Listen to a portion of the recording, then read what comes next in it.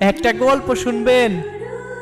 বাবার আহামরি টাকা ছিল না, বিছানার বালিশটাও শক্ত ছিল, মাথার উপরে জং ধরা টিনের চাল, ঘরের খুঁটিগুলোও অতটা মজবুত ছিল না।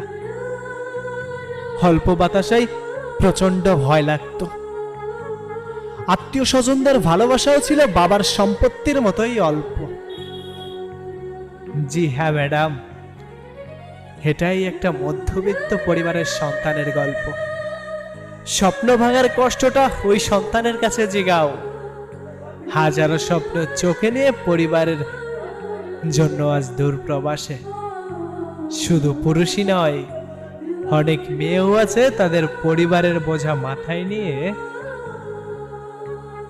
আজ অনেক দূরে সব স্বপ্ন সবকিছু ত্যাগ করে বেঁচে আছে।